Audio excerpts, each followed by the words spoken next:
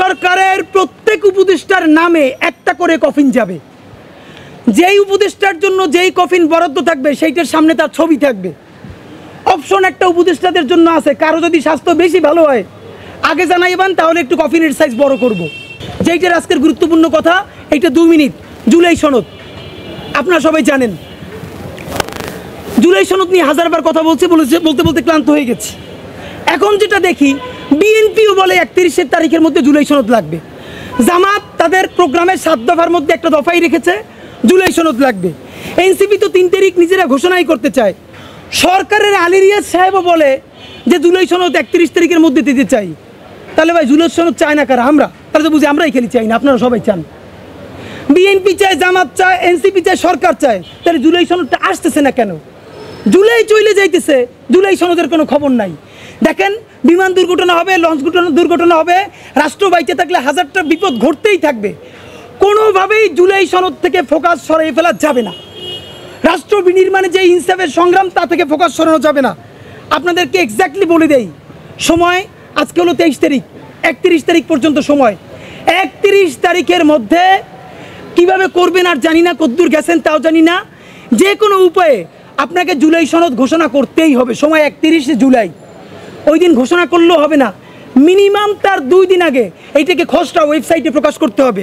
যা ইচ্ছে তাই আবার একটা এই 71-এর বাকশালী সংবিধানের মতো ন্যারেটিভ আপনি আবার প্রকাশ করে দিবেন, সেটা হবে না। মিনিমাম 2 দিন আগে ওয়েবসাইটে প্রকাশ করতে হবে জনতারে দেখার জন্য। 31 জুলাইয়ের মধ্যে জুলাই সনদ ঘোষণা করতে হবে।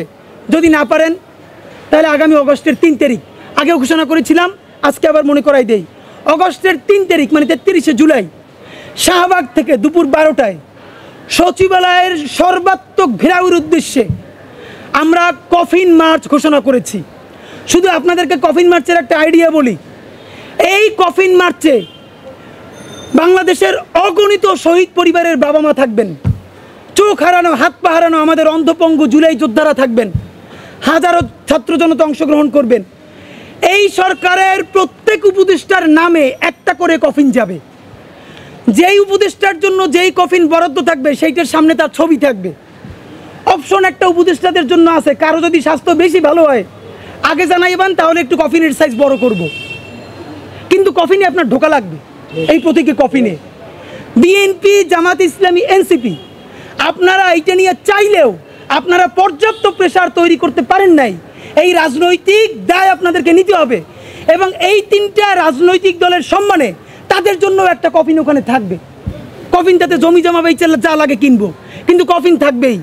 সুতরাং আগামী 31 জুলাইয়ের মধ্যে জুলাই সনদ ঘোষণা না করলে 3 তারিখ কফিন মার্চ হবে। সেই কফিন মার্চ থেকে সচিবালয় ঘেরাও হবে। জুলাই সনদ আদায় না কইরা সচিবালয় থেকে একজনও বেরোইতে পারবেন না।